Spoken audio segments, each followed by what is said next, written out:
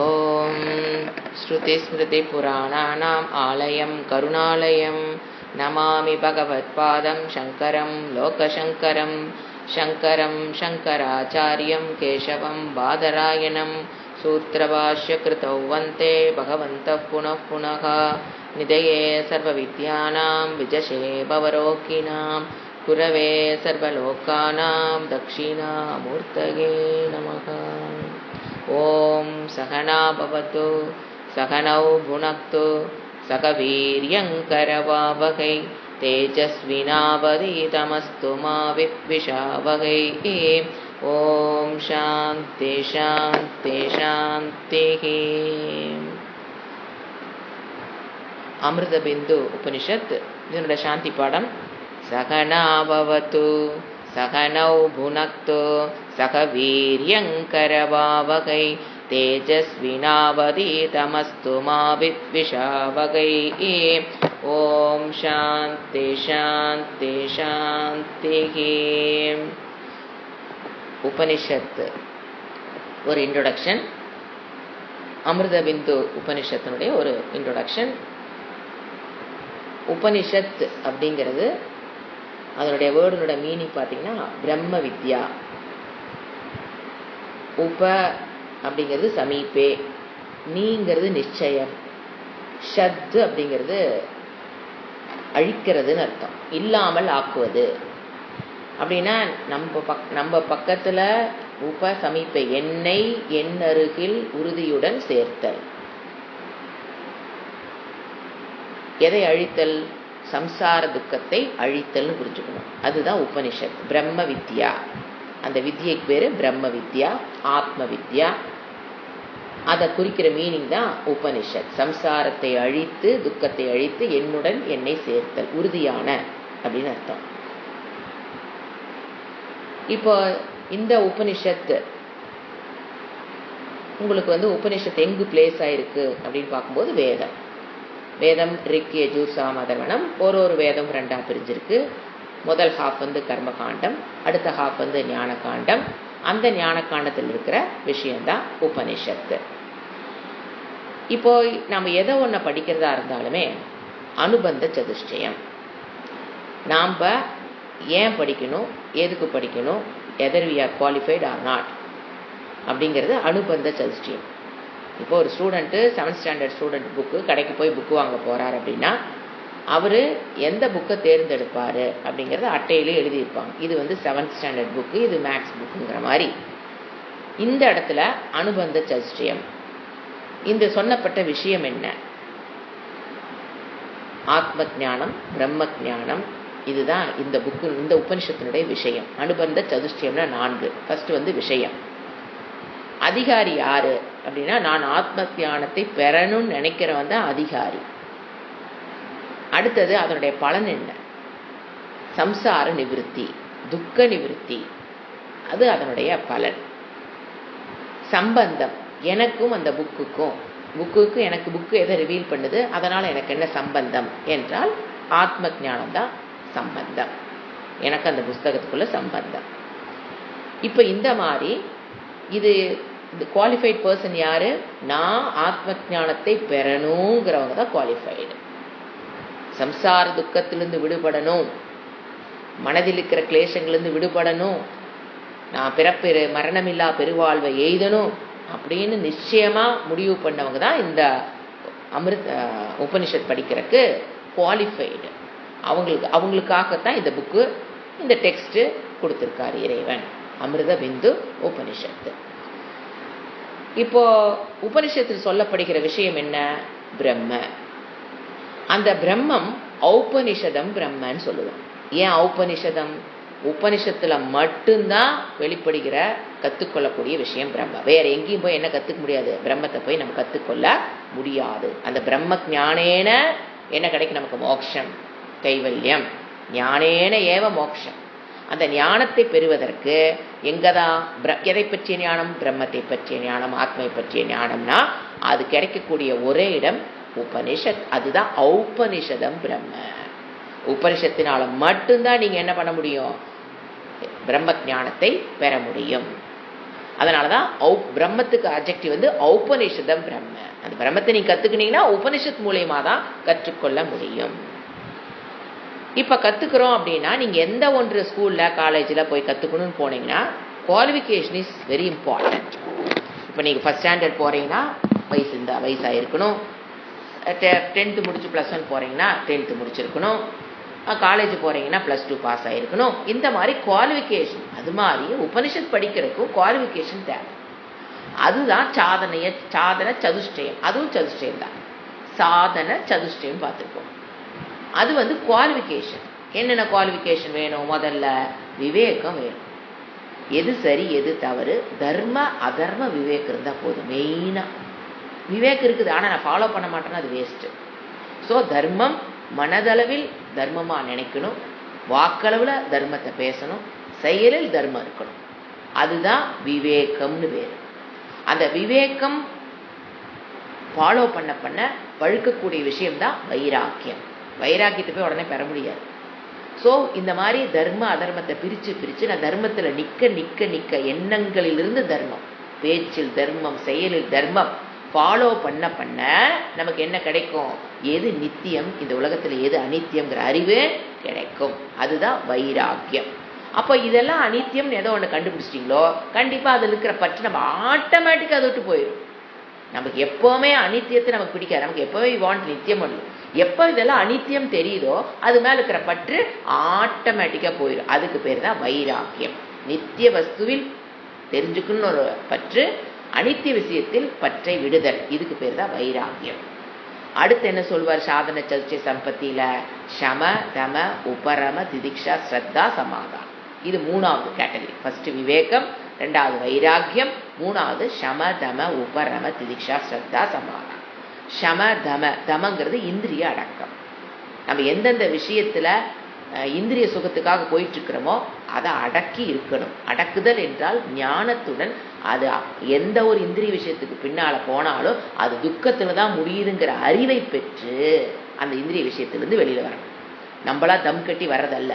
எந்த ஒரு விஷயத்தை போனாலும் அதை ஆராய்ச்சி பண்ணி அது கண்டிப்பா கடைசியா எனக்கு துக்கத்தை கொடுக்க போகுது அப்படிங்கிற அறிவுனாலதான் என்ன பண்ண முடியும்? நம்ம இந்திரிய அடக்கத்தை, இந்திரியத்தை ஒழுங்குபடுத்துதல், நெறிப்படுத்துதல், அதுதான் சமம்.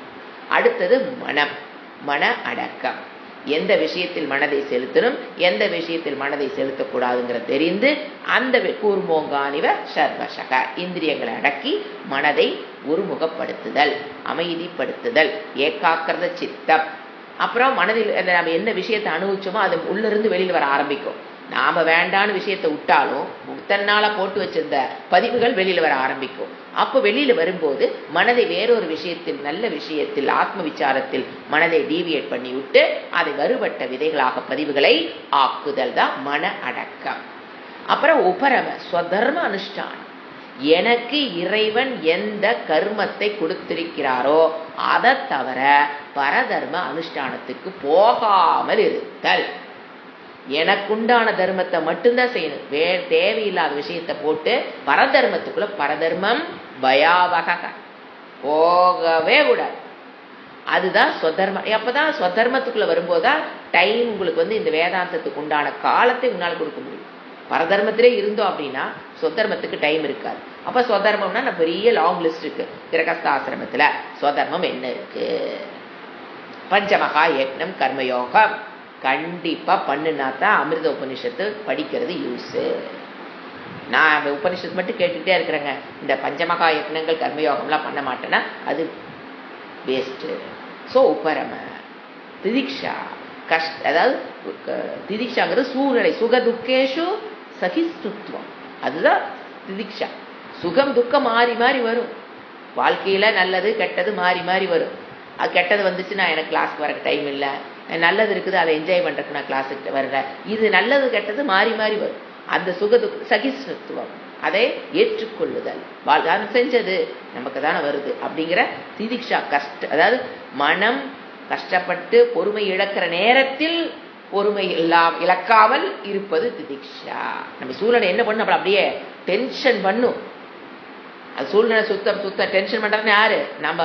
நம்ம பெற்ற குழந்தைகள் நம்மள என்ன பண்ணலாம்? டென்ஷன் பண்றான்னு எடுத்துக்கோங்க. அப்ப நான் திதிக்ஷாங்கிறது அந்த குவாலிஃபிகேஷன் பொறுமை இழக்கக்கூடிய சூழ்நிலை வரும்போது அந்த நிலையில் நான் பொறுமை இழக்காமல் அமைதியாக அந்த சுச்சுவேஷனை டேக்கிள் பண்றேன்னு you are the qualified student to study அமிர்த பிந்து உபனிஷத். இதெல்லாம் யூ ஆர் நாட் அதாவது கேட்டுட்டு போயிட்டே இருக்கலாம், அதனுடைய பலனை நீங்க அனுபவிக்க முடியாது. நான் முடிச்சுட்டேன்னு சொல்லலாம், பட் அதனுடைய பலனை நம்மளால அனுபவிக்க முடியாது.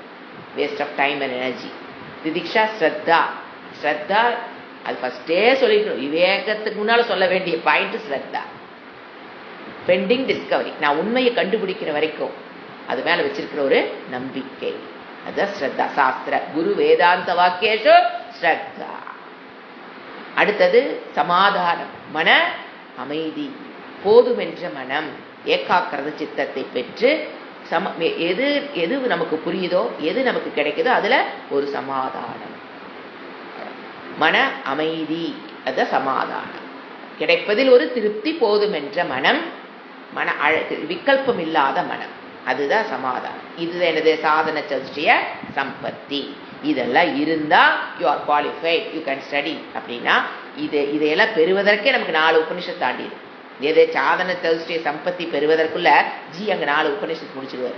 அப்பதான் நமக்கு அப்படின்னு என்னென்ன புரிஞ்சு தெரிஞ்சு வந்திருக்கும். ஸோ ஃபர்ஸ்ட் உபனிஷத் இதெல்லாம் தெரிஞ்சு உள்ள வரதில்ல, எல்லாத்துக்குள்ளேயும் ஏதோ ஒன்று இருக்கும், ஒன்னொன்று லேக் ஆகிருக்கும். அப்போ உள்ள நம்ம தவம் முயற்சி பண்ணணும். அந்த குவாலிஃபிகேஷன் நம்ம கிட்ட இப்ப ஸ்ரத்தா இல்ல ஒரு என்ன சொல்ற திதிக்ஷா இல்ல அப்படின்னா எஃபர்ட் போட்டு உள்ள தவத்தை தவம் செய்து அதை என்ன பண்ணணும். தவம் என்பது என்னது? ஒரு பிரேயர். எத்தனை பார்த்தோம், தவம் என்பது ஒரு பிரே.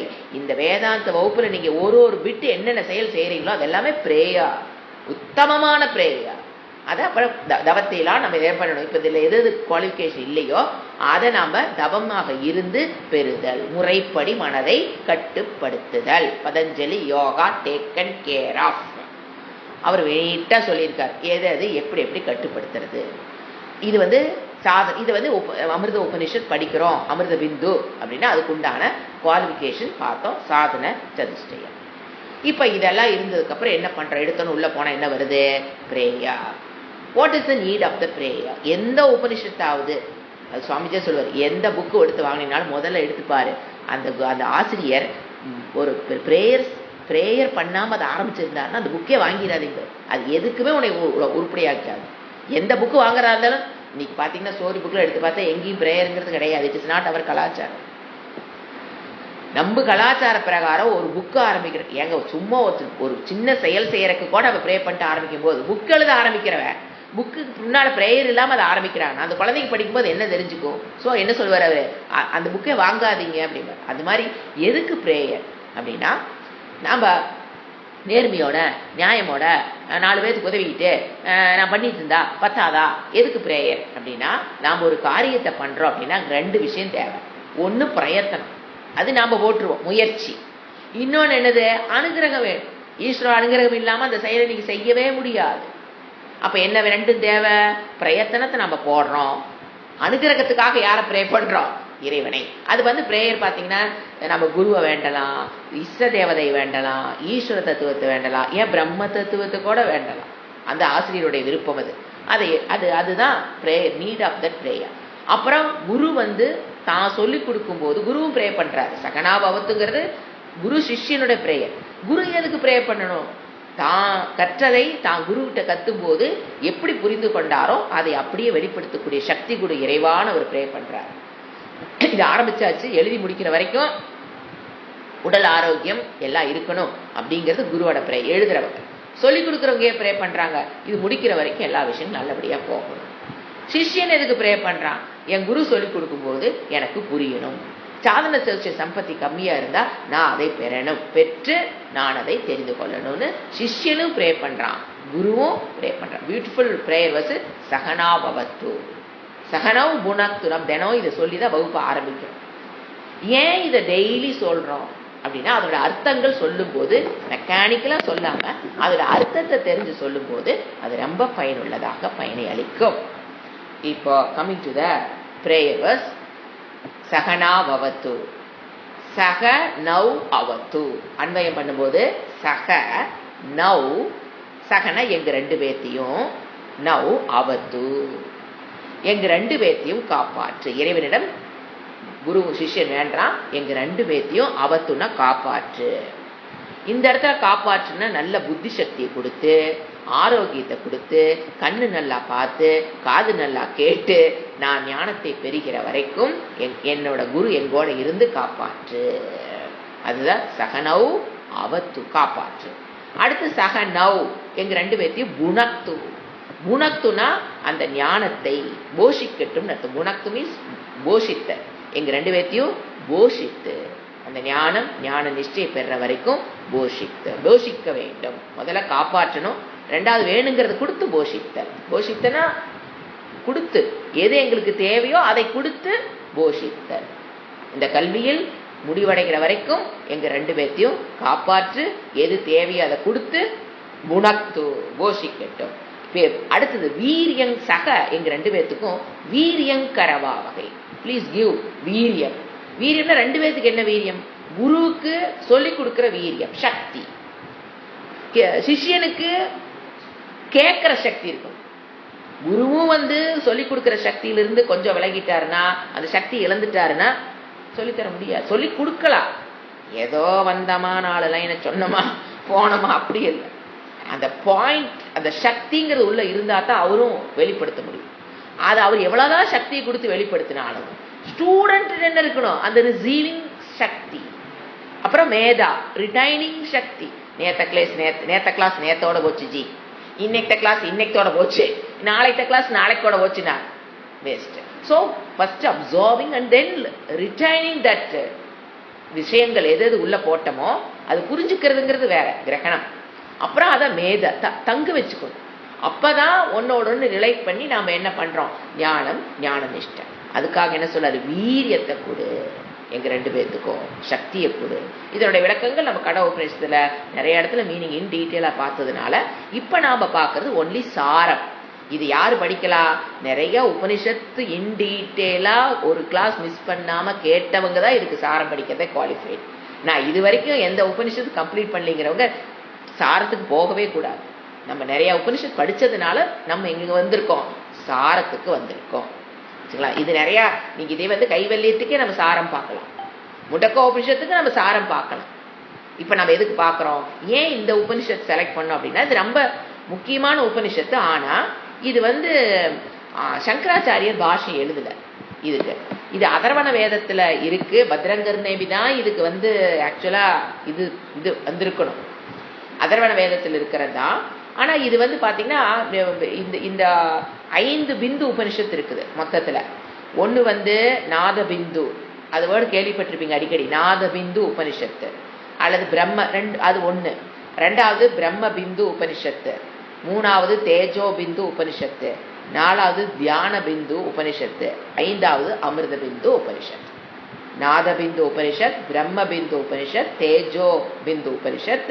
எல்லாமே அந்த பிந்துங்கிற வேர்டு ஆட் பண்ணிக்கணும். வேர்டு மட்டும் முன்னால வேர்டு மட்டும் மாறும். நாத, பிரம்ம, தேஜோ, தியான. அப்புறம் பிந்து உபனிஷத் தெரியுது, அமிர்த பிந்து. இதுல நாம ஏன் இதை மட்டும் பாக்குறோம் அப்படின்னா, எப்பவுமே ஒரு 4-5 உபனிஷத் படிச்சதுக்கு அப்புறம் நாம ஒரு சாரமாக முழுமையான ஒரு கண்ணோட்டம் பெறுவதற்காக நம்ம என்ன பண்ணுவோம்? இந்த சாரத்தை பார்க்கறது பழக்கம். நம்ம சம்பிரதாயத்துல ஒரு பழக்கம் இருக்கு. அப்போ இந்த உபனிஷத்து ஒரு சாரத்தை பார்க்கறதுக்கு ஏன் எடுத்தோம் அப்படின்னா, இது ஒரு சின்ன உபனிஷத்தா இருந்தாலும் கம்ப்ளீட் சாரத்தை நம்ம என்ன பண்ணலாம் சீக்கிரமா. இப்ப நம்ம முண்டக்க உபனிஷத் சாரம் பாத்தீங்கன்னா அது ஒரு 10 கிளாஸ் போகும். நாம ஒரிஜினல் படிக்கிறதுக்கு 40-30 கிளாஸ்னா, சாரத்துக்கு என்ன ஆகணும்? இன் டீட்டெயிலா போகணும், ஒரு 10 கிளாஸ் ஆகும். இதெல்லாம் பாத்தீங்கன்னா ஒரு குறிப்பிட்ட ஒரு சில மணி நேரத்துல நம்ம சாரத்தை பார்த்துடலாம். அப்படிங்கறதுக்காக நம்ம இதை செலக்ட் பண்ணி இருக்கிறோம். பிந்து, நாத பிந்து உபனிஷத்து. அப்புறம் சங்கராச்சாரிய பாஷ்யம் எழுதாத ஒரு உபனிஷத்தை பார்க்கறோங்கிறது ஏன் இவர் எழுதலைங்கிறது இதெல்லாம் முக்கியம் இல்லாத உபனிஷத்துன்னு கிடையாது, அதெல்லாம் ரொம்ப முக்கியம். இந்த மாதிரி சாரத்துக்கு என்ன பண்ணிக்கலாம்? இந்த எல்லா உபனிஷத்தும் முக்கியம், சங்கராச்சாரியர் எழுதுறது மட்டும்தான் முக்கியங்கிறது கிடையாது. அது அவர் எழுதுறது இல்லாம இருக்கிற உபனிஷத்தை பார்க்கணுங்கிறதுக்காக நம்ம இதை ஏன் செலக்ட் பண்ணோங்கிறதுக்கு நான் காரணம் சொல்றேன். இப்போ கம்மிங் டு ஃபர்ஸ்ட் ஸ்லோகம். ஜஸ்ட் ஸ்லோகம், அதோட பிரீஃப் மீனிங் மட்டும்தான் பார்க்கறது பேரு சாரம்னு பேரு. இது கடகடன்னு போகும். ஃபர்ஸ்ட் மந்திரம். மனோகி த்விவிதம் புரோக்தம் சுத்தம் சாசுத்தமேவ ச. அசுத்தம் காம சங்கல்பம், சுத்தம் காம விவர்ஜிதம். மனோஹி த்விவிதம் புரோக்தம் சொல்லப்படுகிறது. வேதம் சொல்லுதுன்னு அர்த்தம். வேதாந்தம் என்ன சொல்லுது, இறைவன் என்ன சொல்றாரு, புரோக்தம்னா சொல்லப்படுகிறது. மனோகி உண்மையில், ஹீன உண்மையில், மனம் த்விவிதம் இரண்டு விதமாக செயல்படும். ஒன்னென்ன சுத்தம், இன்னொன்னு என்ன சா சுத்தம்னு. எப்படி சமஸ்கிருதம் பிரிக்கணும், ச அசுத்தம் ச, சுத்தம் ச அசுத்தம் ச. சமஸ்கிருதத்தில் அப்படி சொல்றது ஒரு வே ஆஃப் எக்ஸ்பிரஷன். மனம் சுத்தமான மனம், அசுத்தமான மனம் என்று இரண்டு மனம் இரண்டாக பிரிக்கப்படுகிறது. தேஜஸ் அசுத்தம் காம சங்கல்பம். அசுத்த மனம்னா என்ன, காம சங்கல்பம். காமத்துடன் கூடிய மனம் அசுத்தம். சுத்தம்னா என்ன, காம விவர்ஜிதம். காமம் இல்லாத மனம் சுத்தம். காமத்தோடு இருந்ததுன்னா அந்த மனம் அசுத்தம். காமம் இல்லாமல் இருந்தால் அது சுத்தம். இந்த மாதிரி மனம் இரு வகைப்படும். ஃபர்ஸ்ட் இடத்துல எங்க கை வைக்கிறாரு, குவாலிஃபிகேஷன். எப்போ நீ சாதன சதுர்ஷிய சம்பத்திய ஃபர்ஸ்ட் லைன்ல கொண்டு வர்றார். அதத்தான் இப்படி சொல்றார் இறைவன். சாதன சதுர்ஷிய சம்பத்தில மனம் தான் நம்ம என்ன பண்றோம், பக்குவப்படுத்துறோம். இவர் என்ன சொல்றாரு, என்னென்ன வேர்டு சொல்றாரு, மனம் இரண்டு விதம் புரிஞ்சிருச்சு. ஒரு சுத்தமான மனம், ஒரு அசுத்தமான மனம். அதுக்கு விளக்கம் தேவையில்லை. இப்ப சுத்தம்னா என்னன்னு அவரே விளக்கம் கொடுக்குறாரு, அசுத்தம்னா என்னன்னு அவரே விளக்கம் கொடுக்குறாரு. சுத்தம்னு என்ன சொல்றாரு, காம சங்கல்பம். வடிம்பை காமம், அந்த வேர்டை அப்ரூட் புரிஞ்சுக்கணும். இன்னொன்னு விவர்ஜிதம், காம சங்கல்பம்னு ஒண்ணு, காம விவர்ஜிதம்னு என்ன. இப்ப அசுத்தம்னா காம சங்கல்பம். ஃபர்ஸ்ட் காமம்னா என்ன, நம்ம லோக்கல்ல புரிஞ்சு வச்சிருக்கிற காமம்ங்கிற அர்த்தம் கிடையவே கிடையாது. காமம் என்றால் வாழ்க்கையில பேசிக் நெசசிட்டிஸ் கிடைக்குது. காலையில டேபிள் மேல போனா இட்லி சட்னி இருக்குது, தட் இஸ் நெசசிட்டிஸ், அர்த்த புருஷார்த்தம், பேசிக் நெசசிட்டிஸ். ஆனா மனம் அதுல திருப்தி அடையிறது இல்லை. எது, அது இட்லி சட்னியில மனம் திருப்தி அடையாது. அது கிடைச்சதுக்கு அப்புறம், கிடைக்கிற இட்லியே கிடைக்காதவனுக்கு இட்லி கிடைச்சா போதுன்னு இருப்பான். பசியில் பசி கொடுமையில் இருப்பவனுக்கு ஃபர்ஸ்ட் அவன் எதைத்தான் நாடுவார்கள், ஒரு இட்லி கிடைச்சா போது, சாப்பாடு இட்லின்னு கூட இல்லை, பசிக்கு ஒரு உணவுங்கிறது அர்த்த புருஷார்த்தம். அதை நீங்க தேடித்தான் ஆகணும். அதுல மாற்றுக்கிறதுக்கே இடம் இல்லை. அது இல்லைன்னா சர்வைவல் இஸ் நாட் பாசிபிள். உணவு, உடை, இருப்பிடம், பேசிக் நெசசிட்டிஸ். ஆனா அந்த உணவு கிடைச்சிருச்சு. ஃபர்ஸ்ட் பசியோட இருக்கவனுக்கு உணவு கிடைச்சா போதும். சரி, இறைவனுக்கு உணவை கொடுத்துட்டார். ஆனா நம்ம மனம் அதில் என்ன அடையிறது இல்லை, பூரணமான திருப்தியை அடைவது இல்லை, இல்லவே இல்லை. ஏன், என்ன நாடுது, அந்த இட்லி கொஞ்சம் சாஃப்டா இருக்கணும், இன்னும் கொஞ்சம் சாஃப்டா இருந்தா பரவாயில்ல, சட்னி இன்னும் கொஞ்சம் இப்படி இருந்தா பரவாயில்ல, அப்படின்னாவே அது காமத்தான். கொஞ்சம் இன்னும் கொஞ்சம் சாப்பிட்டா தானே கேட்டேன். ஏங்க அது கிடைக்கிறது நிம்மதியை சாப்பிட தெரிஞ்சா அதுக்கு பேரு அர்த்த புருஷார்த்தத்தில் இருக்கிறோம். காமம்னா இது கொஞ்சம் சாஃப்டா, இன்னும் கொஞ்சம் வெள்ளையா, இன்னும் கொஞ்சம் சைஸ் சின்னதா, என்னென்னமோ இட்லியில என்னென்னமோ. அப்புறம் குஷ்பு இட்லி, அதுதான் வயிற்ற கெடுக்கிறதே, அது வேற விஷயம். அப்புறம் அந்த சட்னி அது சில பேர் தண்ணியாட்டு இருக்கணும், சில பேர் கல்லாட்டு இருந்தா தான் எனக்கு பிடிக்கும் பிடிக்காதுன்னு வர்றேன் பார்த்தீங்களா. ஏது இப்படி இருந்தா தான் பிடிக்கும், அப்படி இருந்தா எனக்கு பிடிக்காது, இப்படி சாப்பிட்டா தான் நல்லது, அப்படி இதெல்லாம் என்னது, இதுலயே காமத்துக்கு ஆரம்பிச்சிடறோம். அதுக்கப்புறம் இது ரெண்டு நல்லா இருக்கு, இட்லி சட்னி இன்னைக்கு சூப்பர், ஆனால் கொஞ்சம் ஒரு வடை ஒன்று வச்சிருந்தா இன்னும் கொஞ்சம் சூப்பரா இருக்கும், இல்லை ஒரு கேசரி கூட வச்சிருந்தா என்ன சூப்பர். அந்த கல்யாண வீட்டுக்கு போனா என்னங்க ஒரு ஸ்வீட்டு கூட வைக்காம ஒரு சாப்பாடு, என்னங்க ஒரு வடை கூட இல்லாம ஒரு சாப்பாடு. அவங்க வசதிக்கு தான் அவங்க ஓடுவாங்க, வேணா சாப்பிடலாம், இல்லைன்னா கம்முன்னு வந்துடலாம். இல்லை, அங்க போய் உங்க மனதை நீங்க பாருங்க எப்படி ஏங்குதுன்னு பாருங்க. அப்ப என்ன இருக்குதே, அசுத்தம் தரு. ஒரே வேர்டு மனம். அவங்கெல்லாம் எது அசுத்தம் இல்லை. உன்னை கூப்பிட்டு வெறும் இட்லி சட்னி போட்டு கல்யாணம் பண்ணாங்கன்னா அவங்களாம் அசுத்தம் கிடையாது. உன் மனம் அசுத்தம். அந்த கல்யாணத்தை அப்படி சாப்பிட்டேன், எங்க வீட்டுல நான் இப்படி செய்வேன், எங்க வீட்டுல சட்னி நான் இப்படி ஆட்டுவேன், எங்க வீட்டுல நான் இப்படி இட்லி ஊத்துவேன், நான் இப்படி அப்படி அப்படிங்கிற பாத்தீங்களா. மனம் என்னன்ட்டாரு? அசுத்தம். காம சங்கல்பம். எது? இதை அணிவிக்கணும், இட்லி இப்படி அணிவிக்கணும், சட்னி இப்படி அணிவிக்கணும். வடை வச்சாலும் இது வடை சூடா இல்லை, வடை மெது மெதுன்னு இல்லை. எத்தனா அசுத்த மனதில் பாருங்க. காமம், அதெல்லாம் காமம். ஏன்னா காமம்னா எதையோ வேற எங்கேயோ இருக்கிற விஷயம் எல்லாம் இல்லை. ஒரு இடத்துல நம்ம காமம் வெளிப்பட்டுட்டு தான் இருக்கோம் நம்ம கிட்ட. ஏன் சுத்தி அந்த இடத்துல ஹைஜீனிக்கா இட்லியும் சட்னி இருந்ததுன்னா ஓகே. நம்ம காரமாகவோ சாப்பிட முடியாத அளவுக்கு இருந்தா சாப்பிட முடியாது, அதுவா சாப்பிட முடியல தான் இருக்குது. ஆனா மனம் எங்க போகுது? அசுத்தமான மனம் காமத்தை தேடுகிறது. அப்ப மனம் அசுத்தம். காம சங்கல்பம்னா இது வேணும், அது வேணும், இப்படி வேணும், அப்படி வேணும், இது வேணும், அது வேணும், அது இப்படி வேணும், அது அப்படி வேணும், இது வேண்டாம், அதையும் காமத்தில் ஆட் பண்ணிக்கணும். இது பிடிக்காது, எனக்கு இது வேண்டாம், இது பிடிக்குது, இது வேணும். இதெல்லாம் என்னது? ராக வருது ஆரம்பிக்குவேன். ஃபர்ஸ்ட் காமம் தான் உங்களை எங்க கூட்டிட்டு போகும். அடுத்தது ராகம். எனக்கு இப்படித்தான் இட்லி சாப்பிடணும், ராகம். எனக்கு இப்படி பிடிச்சா பிடிக்காது, துவேஷம். இது இப்படித்தான் இருக்கணும், இப்படித்தான் வேணும், ராகம். இப்படி இருந்தா எனக்கு பிடிக்காது, இப்படிப்பட்ட இட்லி எனக்கு வேண்டாம். முடிஞ்சு போச்சு. எங்க இருக்குது மனம்? அழுக்கு, துவேஷம், ராக துவேஷம். அடுத்து என்னது? காமம், குரோதம்.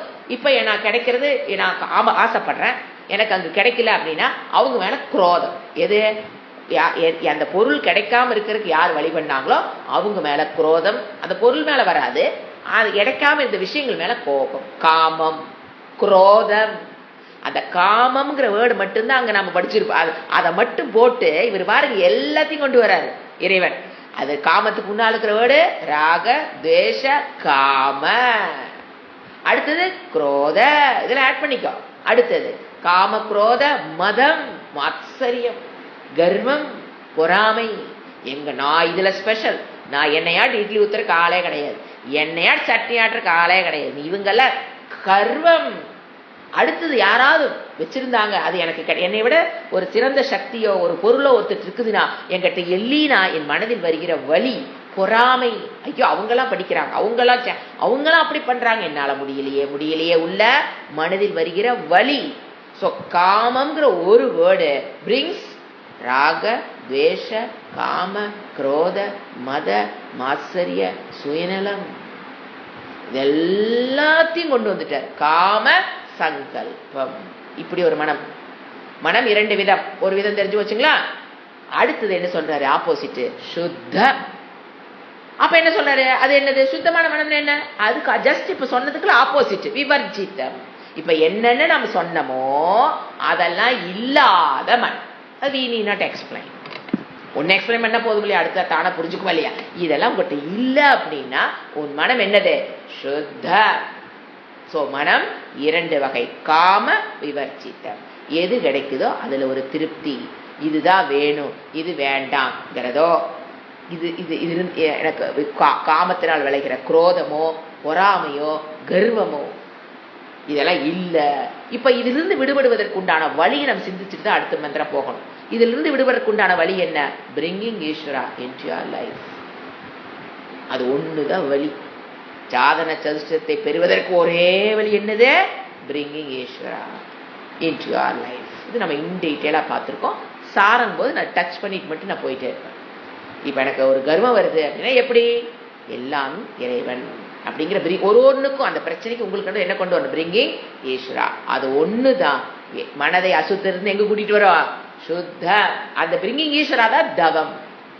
சோ சுத்தம் அசுத்தம் இந்த ஸ்லோகத்தை இந்த மந்திரத்தை வேற ஏதாவது சொல்லல. மனம் இரண்டு வகைப்படும்.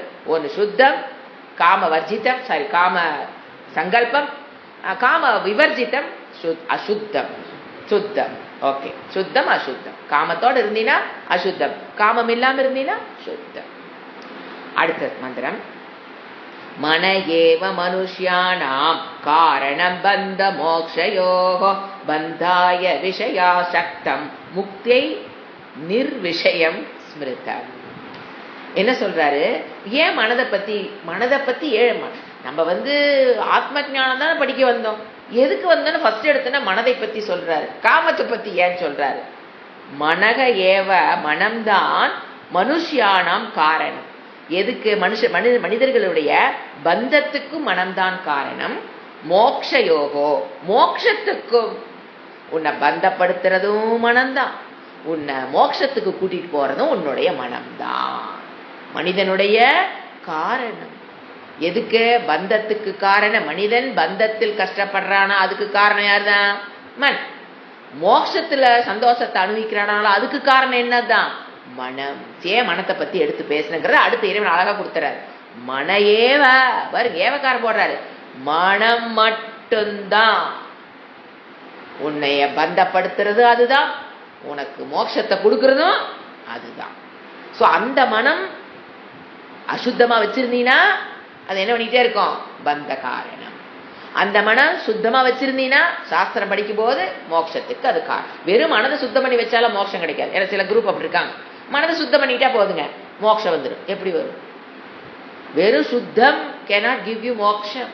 அது தியானத்தின் மூலமா சுத்தம் பண்ண, தவத்தின் மூலமா ஏதையோன்னு சொல்லுங்க, வெறும் சுத்தம் இஸ் நாட் மோட்சம்.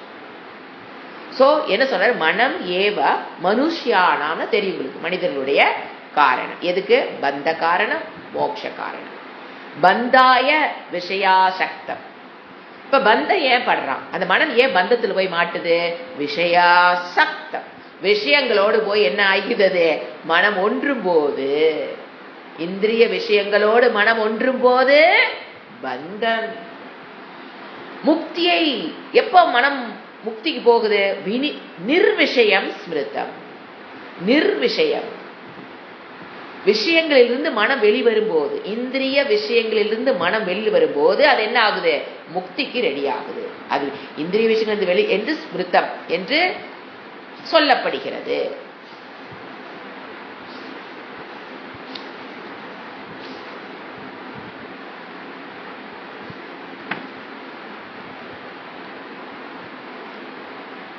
இப்போ பந்தாய விஷயசக்தா, மனம் மாத்திரமே மனிதர்களுடைய எதுக்கு? பந்தத்துக்கும் காரணமா இருக்குன்னு பார்த்தோம், மோட்சத்துக்கு காரணமா இருக்கு.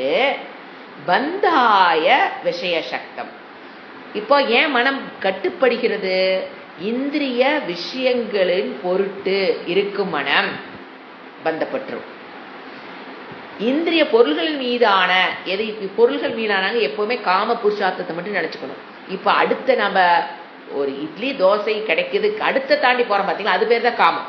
அந்த ஆசைகள் நீக்க பெறும்போது நிர்விஷயம்னு பேர். விஷயத்திலிருந்து ஆசையே துன்பத்துக்கு காரணம்னா, காலையில் நேரம் இட்லி வேணும் சட்னி வேணும்னு நினைக்கிறதெல்லாம் ஆசை கிடையாது. அதெல்லாம் பேசிக் நெசசிட்டிஸ், அர்த்த புருஷார்த்தம். அதை பத்தி இறைவன் பேசல. மூச்சு காற்று இருந்தா தான் சுவாசிக்க முடியும், வீடு இருந்தா தான் தூங்க முடியும். இதுக்கெல்லாம் ஆசைப்படுறதெல்லாம் இட் இஸ் நாட் காமம். அதான் பேசிக் நெசசிட்டிஸ். அடுத்த காமத்துக்குள்ள விஷயங்களுக்கு பின்ன போனோம்னா உன் மனம் பந்தப்பட்டுது. அந்த பொருள் விஷயத்திலிருந்து நீ வெளியில வந்துட்டீங்கன்னா நீ மோட்சத்துக்கு ரெடி ஆகிற. என்ன அர்த்தம்? மனம் பந்தப்படுதுங்கிறார்.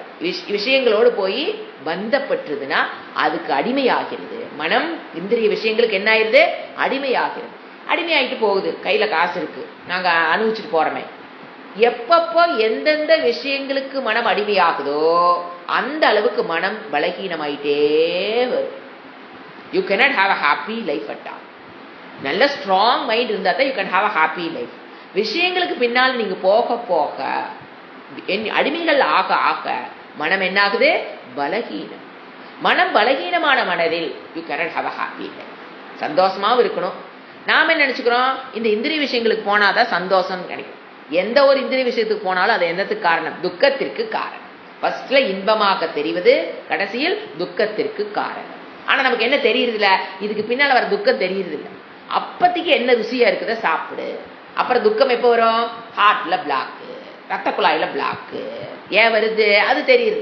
அது தெரிஞ்சாலும் கண்ட்ரோல் அடிமையாகும் போது நீங்க பாருங்க, ஒரு சாப்பாட்டு விஷயத்துக்கு நீங்க அடிமை ஆயிட்டீங்கன்னா அதுல இருந்து நம்மளால என்ன பண்ண முடியுது இல்ல, மீண்டு வர தெரியணும்னா மனம் பலமா இருக்கும். அப்ப ஆரம்பத்திலே அடிமையாகும் போதே எப்படி தெரிஞ்சிருக்கணும்? இந்த விஷயத்துக்கு நம்ம அடிமையாயிட்டா, மனம் பலமாயிட்டா, I cannot have a happy லைஃப்னு தெரிஞ்சு பந்தம்.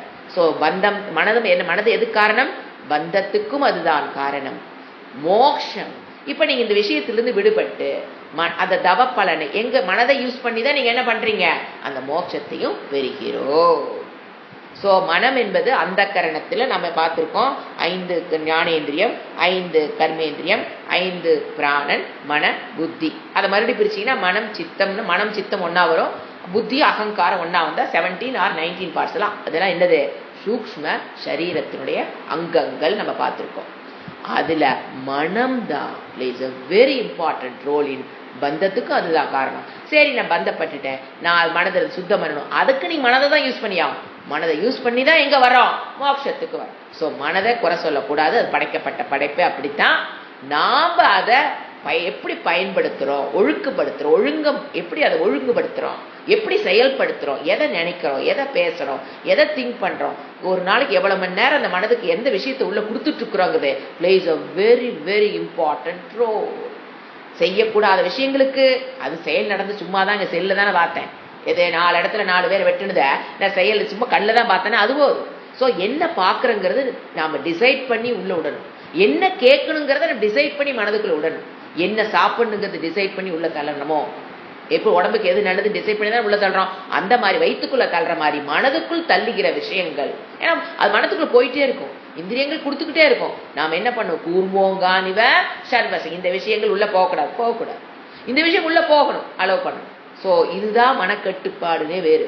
மனதை செயல்படாம வச்சிருக்கிற பேர் மனக்கட்டுப்பாடு இல்லை, மனதை செயல்பட விட்டு எந்த விஷயத்துக்கு போகணுமோ அங்க போக விட்டு, எந்த விஷயத்துக்கு எந்தெந்த விஷயங்கள் உள்ள வந்தா மனம் பலகீனமாகிருமோ அந்த விஷயத்துக்கு செல்லாமல் விடுவதுதான் மனக்கட்டுப்பாடே. மனதை செயல்படாமல் ஆஃப் பண்ணி வைக்கிறது கட்டுப்பாடு அல்ல, மனதை விட்டு வேணுங்கிறதை பெறுதல். அதை என்ன சொல் மோக்ஷம். அப்ப மனம் தான் என்ன பண்ணுது, வேதாந்தத்துக்குள்ள நான் வகுப்புக்கு வரணும்னு மனம் தான் முடிவு பண்ணுது.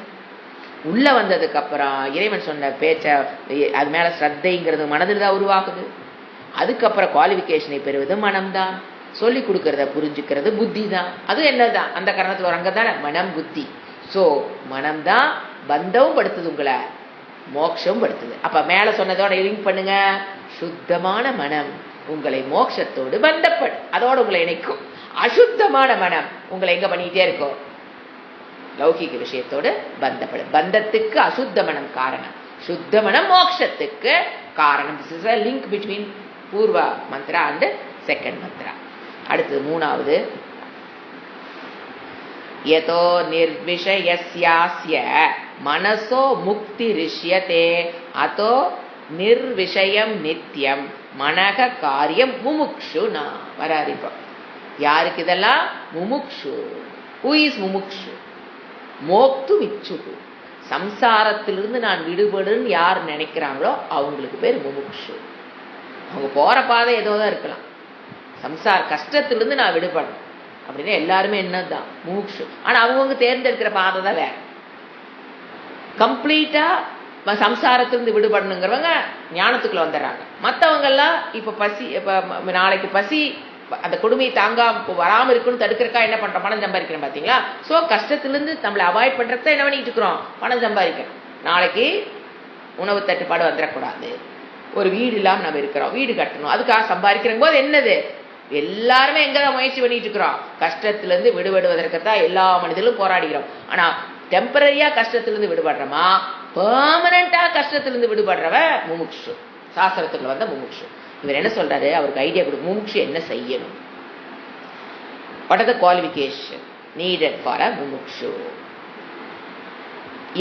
ஏனெனில் இது பந்த காரணம் மோட்ச காரணம் சொல்லிட்டாரா, ஏன்னா அஸ்ய நிர்விஷஸ்ய, அஸ்யன எவனுடைய, நிர்விஷயஸ்ய புலன் இன்பங்களில் இருந்து ஒரு மனம் விடுபட்டுச்சுன்னு வச்சுக்கோங்களேன். ஒருத்தன் அஸ்யனா ஒருத்தன், எவனுடைய அல்லது ஒருவனுடைய மனம் விஷயங்களிலிருந்து, இந்திரிய விஷயங்கள் பொருட்களில் இருந்து விடுபட்டுச்சுன்னா அஸ்ய நிர்விஷஸ்ய, அதை யாசிய வருது, அஸ்ய நிர்விஷயஸ்ய மனசக, மனம். எப்போ ஒருவருடைய மனம் இந்த இந்திரிய விஷயங்களிலிருந்து விடுபட்டுச்சோ,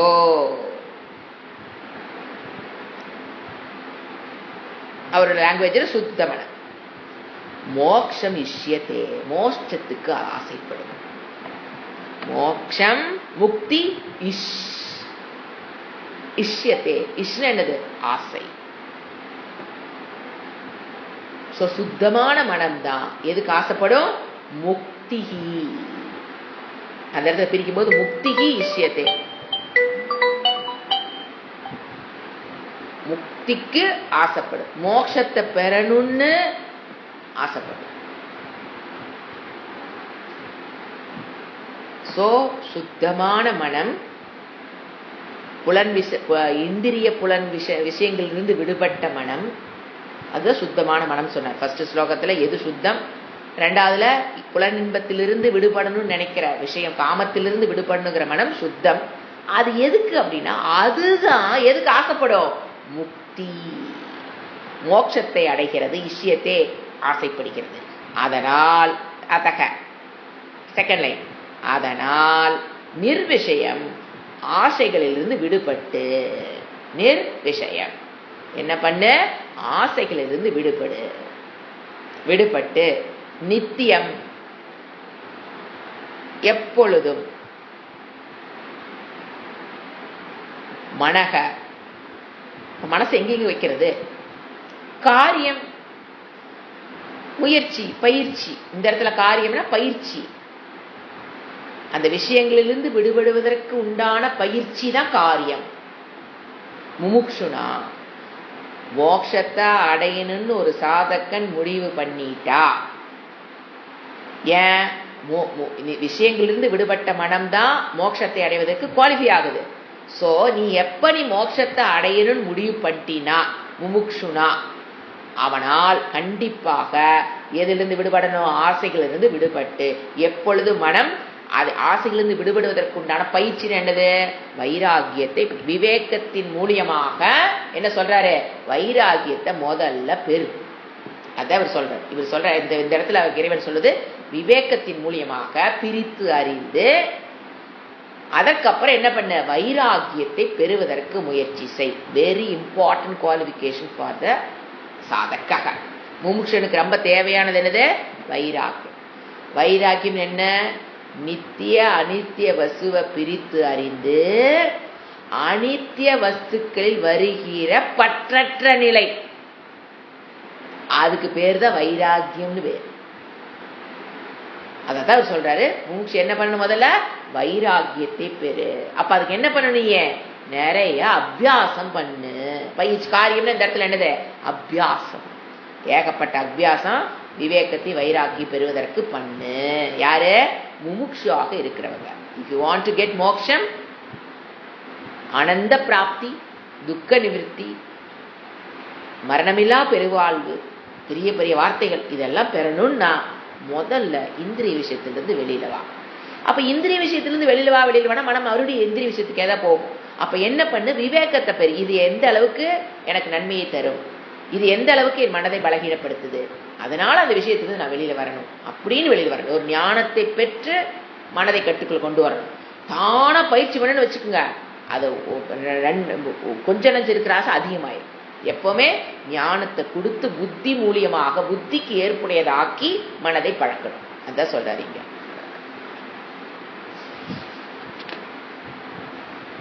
அடுத்த பாடல் 4. நிரஸ்த விஷயாசங்கம் சந்நிருத்தம் மனோகிருதி யதா யாத்யாத்மனோ பாவம் ததா தத்பரமம் பதம். நிரஸ்ய, இந்த மாதிரி விஷயங்களை, இந்திரிய விஷயங்களை புரிஞ்சுக்கணும். துறந்ததற்கு பிறகு, வைராகியத்தை பெற்றதற்கு பிறகுன்னு அர்த்தம்.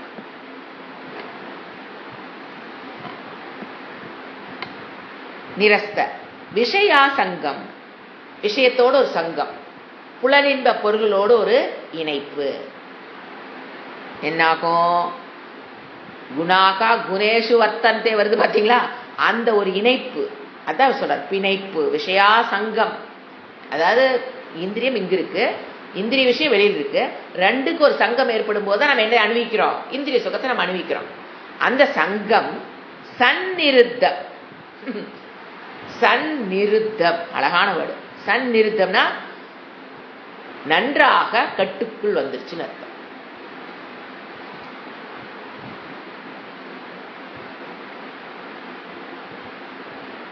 அப்படி கட்டுக்குள் மனம் வந்துருச்சுன்னா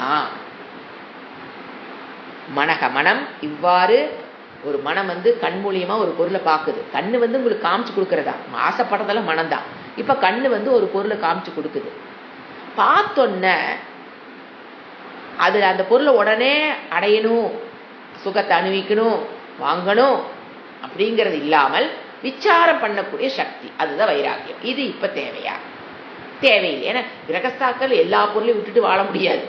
பொருள்கள் இருந்தா அது சன்னியாசி இருந்தா எல்லாத்தையும் தூக்கிட்டு போயிட்டே இருக்காங்க. பட் நாம ஒரு பொருளை பார்க்குற கண்ணு காமிக்குதுன்னா உடனே என்ன பண்ண தெரியணும்? விசாரம் பண்ண தெரியணும். இது தேவையா? எந்த அளவுக்கு தேவை? இது இல்லாமல் என்னால் வாழ முடியும் என்றால் இந்த பொருள் எனக்கு தேவையில்லை. அவ்வளவுதான். ஒரு பொருள் உங்க கண்ணு மேல வருது, அதுக்கு என்ன விசாரம் பண்ணணும்? ஒரே ஒரு விசாரம், இந்த பொருள் இருந்தால் மட்டும்தான் நான் வாழ முடியும்னா வாங்கிக்கிங்க. இந்த பொருள் இல்லாமல் என்னால் வாழ முடியாது அப்படின்னா அந்த பொருளை வாங்கக்கூடாது. இதை ஆரம்பத்திலிருந்து நம்ம சொல்லி கொடுத்து வளர்த்திருந்தாங்கன்னா நம்ம சமையல் ரூம்ல இத்தனை சாமானும் சேர்த்து வச்சுக்க மாட்டோம்னு நினைக்கிறேன். ஏன்னா ஒரு பூஜை சமயத்துல எல்லாம் இறக்கி வச்சு கிளீன் பண்ணும் போது தான் தெரியுது, ஐயையோ தேவையான பொருட்களை விட அப்படி கிரகம்ங்கிறது சுத்தமா இல்லாம தான் வாழ்ந்துருக்கும். அத்தனையும் வாங்கி லாஸ்ட்ல அடுக்கியாச்சு. அது கீழே இறக்கி மேலே ஏத்துறமே தவிர யூஸுக்கு வருதான்னு கேட்டா என்னைக்கு வரதில்லை. அப்புறம் கேட்டா என்ன சொல்லிக்கிறது நம்மளுக்குலாமே? அடுத்த ஜென்ரேஷனுக்கு, அப்புறம் அடுத்த ஜென்ரேஷனுக்கு அவங்களுக்கு வேணுங்கிறத அவங்க வாங்கிக்குவாங்க. நீங்க கொடுக்குறதா பழைய பாத்திரம் கடைக்கு தான் போக போகுது. எங்க அம்மா கொடுத்த தாத்தா நான் யூஸ் பண்றேன்னா அதெல்லாம் இப்ப யூஸ் பண்ண முடியாது. அந்த அண்டாவில் தூக்குற கூட கையில் சக்தி கிடையாது. ஸோ அதில் எங்கதான் போக போகுது? பாத்திரம் கடைக்கு தான் போக போகுது. அது நாம என்ன பண்ணலாம்? அவன் வேணுங்கிறத வாங்கிக்குவாங்க. இதெல்லாம் அப்படி கிரகங்கிற குணம் கிரகஸ்தாக்கு ரொம்ப அவசியம். என்ன சொல்லனா, அந்த பிணைப்பு ஆகுது பாருங்க, அதுதான் சுவாமிஜி ஐடியா கொடுப்பாரு. உனக்கு ஒரு பொருள் வேணுமா வேண்டாமா, டக்குன்னு அந்த பொருள் உனக்கு முன்னால் நிற்குது. இது இருந்தா தான் வாழ முடியுமா, வாங்கிக்கோ. இது இருந்தா தான் படிக்க முடியுமா, வாங்கிக்கோ. இது இருந்தா தான் சாஸ்திர முன்னேற்றம் வருமா, வாங்கிக்கோ. ஏன்னா அது மட்டும் தான் வாழ்க்கையில பிரதானம். இது இருந்தா, இது இல்லைன்னா செத்து போயிருவேனா, வாங்கிக்கோ. ஆனா அதுக்கு முன்னால என்ன பண்ணாத, அந்த பொருளை வாங்காத. அதுதான் சொல்றாரு மனம் சங்கம். எதோட? இப்ப கண்ணுல ஒரு விஷயம், இப்ப காதுல ஒரு விஷயம் கேட்கலாம். ஒரு சொல்லுவாங்க, ஏங்க இந்த மாதிரி ஒரு பொருள் வந்திருக்கு, சப்பாத்தி மாவு பேசுறதுக்கு 1 கிலோ மாவு போட்டா கூட பெயருக்கு ஒரு மிஷின் இருக்கு. உடனே யோசனை பண்ணணும், இது இல்லையே நம்மளாம் சப்பாத்தி மாவு பேச முடியுதா, பேசிக்கலாம்ல, கொடுத்து வேண்டாம். இப்படி ஒன்னொன்னி விசாரம் பண்ணி, ஏன்னா விஷயங்கள் காதுக்கு வரும். புதுசு புதுசா மிஷின் வருது, புதுசு புதுசா அது வருது. ஏன்னா இது எங்க வீட்டு நடந்த விஷயம், அதனால சொல்றேன். இதுக்கு ஒரு மிஷின், அதுக்கு ஒரு மிஷின். மாவு உள்ள போட்டா சப்பாத்தியா வெளியில் வருது. நம்ம சாப்பிட்றது 2 சப்பாத்தி. இதுக்கு ஒரு மிஷினை வாங்கி அதுல மாவை போட்டு அது 4 நாள் ரிப்பேர் ஆகி அதெல்லாம் கடைக்கு தூக்கிட்டு போய் நாமளே பெஞ்சு 2 சப்பாத்தி போட்டு கம்முனு. ஸோ ஒன்னொன்னு அப்புறம் என்ன நினைச்சுக்கிறது, சில பேர் இந்த மாதிரி பொருள்கள் வீட்டில் இருந்தா தான் அது நமக்கு கெத்துன்னு. அதெல்லாம் கிடையவே கிடையாது. அது நம்மளுடைய கற்பனை. என்ன வீடு நிறைய பொருளை வச்சிருந்தா தான் நம்மளை 4 பேர் மதிப்பான், நம்மளுக்கு பொண்ணு கொடுப்பான். இது வேற. இதெல்லாம் இல்லைன்னா 6 நாளைக்கு பொண்ணு கொடுப்பான். அதெல்லாம் ஒன்றும் கிடையாது. இவன் ஓட்டுருந்தா அவன் எங்க இருந்தாலும் கல்யாணம் ஆகி நடந்தது. இதெல்லாம் நம்மளுடைய ப்ரொஜெக்ஷன் ஆஃப் யுவர் லேடி. அவ்வளவுதான், தவிர வேற எதுவும் கிடையாது. என்ன சொல்றாரு, அந்த மாதிரி சந்நிருத்தம் சொல்ல பாரு. நன்றாக என்ன நிருத்தம்னாங்க, பாக்குறோம், இந்த பொருளை பார்ப்போம், பார்க்காம வாழ முடியாது. பார்க்கறோம், சந்நிருத்தம் சொல்றேன். உடனே டக்குன்னு அது தேவையில்லாத விஷயம், அதுக்கு பேர் தான் தேவையில்லைன்னு பேர் தவிர அது மேல ஆசைப்பட்டுட்டு ஆசைப்படக்கூடாது, நம்ம வாங்கக்கூடாது, பணம் செலவு அப்படி அல்ல. தானே திரும்பி வந்து நம்ம கிட்ட, அதுகிட்ட போன மனம் அந்த விஷயத்த கண் என்ன பண்ணும், அந்த விஷயத்த கூட்டிட்டு போகும். மனம் என்ன பண்ணும், தானே ரிட்டர்ன் ஆகி நமக்குள்ள வந்துடும். அந்த பொருள் பின்னால போகாது. பொருள் பின்னால போகுதா இல்லைன்னு எப்படிங்க கண்டுபிடிக்கிறது? எப்ப அந்த பொருளை பத்தின செகண்ட் தாட் உங்களுக்குள்ள வருதோ அப்ப மனம் அது பின்னால போக ஆரம்பிக்குதுன்னு அர்த்தம். Very second thought. அதை அப்பே கட் பண்ணி உள்ள கொண்டு வரணும். ஒருத்தர் விஷயங்கள் காதுக்குள்ள போடவே நம்ம என்ன பண்ணிடுவான், இது நமக்கு தேவையில்லாத விஷயம், ஏதோ சொல்றாங்க, சரி சரி கேட்டுட்டு செகண்ட் தாட் வரக்கூடாது. வாங்கிட்டா தான் பரவாயில்லையா, வாங்கிட்டா தான் பரவாயில்லையா, அப்படியே வாங்கிடுவோம். ஸோ செகண்ட் தாட்டுக்கு அளவு பண்ணக்கூடாது. அதுதான் சொல்ல சந்நிருத்தம் பேர். மனம் அந்த மாதிரி ஒரு குவாலிட்டி பெறுது. மனம் ஹிருதி இதயத்தில் எப்பொழுது, யதானா எப்பொழுது. அந்த மனம் இருதயம்னு ஏன் மனது சொல்றாங்க, கோலக்கம். மனதுக்கு கோலக்கம். இப்ப கண்ணோட இந்திரியத்துக்கு கோலக்கம் கண் சொல்றோம். அந்த மாதிரி மனதுக்கு ஒரு கோலக்கம்னா அந்த பிளேஸ்மெண்ட் ஆஃப் மனம்னா ஹிருதயம் சொல்லும். ஆனா உடம்பு ஃபுல்லா மனம் பரவி இருக்குங்க, மனதுக்குள்ள மட்டும் இல்ல. ஒரு சென்டர் பாயிண்ட் மாதிரி வச்சுக்கோங்களேன், ஹிருதயம். இருதயத்தில் எப்பொழுது ஆயாதி, அவனுடைய மனம் அவனுடைய அடங்குகிறது. விஷயத்துக்கு போயிட்டு திருப்பி ஆயாத்தி அவனிடமே மனம் வந்துருச்சுன்னா, அந்த விஷயங்களுக்கு பின்னால போகாம அவனிடமே வந்துருச்சுன்னா, அந்த ஆத்மனக ஆத்மாவின் பாவம்னா இயல்பு தன்மை அவர் அடைகிறார். அப்பொழுது அவர் அவர் அதை அடைகிறார். அதாவது பரமபதம், அந்த மனம்தான் பரமபதத்தை அடைவதற்கு உண்டான குவாலிஃபிகேஷனை பெறுகிறதுன்னு அர்த்தம். ஏன்னா போயிட்டு விஷயங்கள் பின்னால போன மனதை இழுத்து வந்து உள்ள கொண்டு நமக்கு பரமபதம் கிடைச்சி மனம் அப்படிலாம் கிடைக்காது. அந்த குவாலிஃபிகேஷனை பெற்றீங்கன்னா எந்த விஷயத்தையும் நம்ம பார்க்கலாம். அதுதான் சொல்லுவாரு, கண்ணை மூடி காதை பத்தி உட்காருங்கிறது இல்லவே இல்லை. மன அடக்கங்கிறது கண்ணு பார்க்கணும், காது கேட்கணும், கேட்டுட்டு பார்த்ததுக்கு பிறகு பார்க்கவே இது நமக்கு தேவையில்லாத விஷயம், இது கேட்டாலும் இது நமக்கு தேவையில்லாத விஷயம் முடிவு பண்ணிட்டு திரும்பி நம்மகிட்டே வந்து உட்கார்ந்துக்கும் மனம். முதல்ல மனம் எங்க போச்சு? சொல்ற விஷயங்களுக்கு பின்னால போயிட்டு சொன்னதை கேட்டுட்டு திரும்பி அடுத்த செகண்ட் எங்க வந்துடும்? உள்ள வந்து உட்கார்ந்து. அப்ப செகண்ட் தாட் வராது. அப்படிப்பட்ட மனம் பரமபதம். அந்த மனம் தான் குவாலிஃபைட் டு ஸ்டடி வேதாந்தா. சொல்ற விஷயங்கள் புரியணும்னா அந்த மனம் தான் பரமபதத்தை அடைவதற்குண்டான குவாலிஃபிகேஷனை பெற்ற மனம். அப்படி இல்லைனாங்க முயற்சி பண்ண வேண்டியதுதான். எப்படிங்க முயற்சி? பயிற்சி. திருப்பி திருப்பி அபியாசம் செய்து மனதை எந்த ஒரு பொருளை பார்த்தாலும் உடனே விசாரம் பண்ணி எனக்குள்ள மனம் வந்துருச்சான்னு பார்க்கணும். எந்த பொருளையோ விஷயத்தையோ கேட்டமோ அதுக்கு பின்னால போகாம பாதுகாத்தவே போதுங்க. வேற ஒண்ணுமே நீங்க பண்ண வேண்டாம். அதுதே பெரிய தவம். தவத்திலும் தவம், பெரிய தவம். எந்த விஷயம் காதுக்கு பின்னாலும் அதுக்கு பின்னால போறமான்னு பார்த்துக்கணும். போகாம திருப்பி எனக்குள்ள நான் வந்துட்டேனா, என் வேலைக்கு நான் வந்துட்டேனா, அவ்வளவுதான். Very simple. வந்துட்டோம்னா that mind is enough qualified to study. அப்படியே இறைவன் சொல்ல சொல்ல சொல்ல என்ன ஆகிட்டே இருக்காங்க, மனம் ஒரு டிஸ்டர்பன்ஸா இருக்கு. அதாவது மீடியம் டு ரிசீவ். அப்படியே உள்ள எல்லாம் போயிட்டே இருக்கும். அங்க தமோ குணங்கிற பேச்சுக்கு வேலை. ஓம் சாந்தி சாந்தி சாந்தி. ஹரிஹி ஓம் ஸ்ரீ குருப்யோ நமகா. ஹரிஹி ஓம்.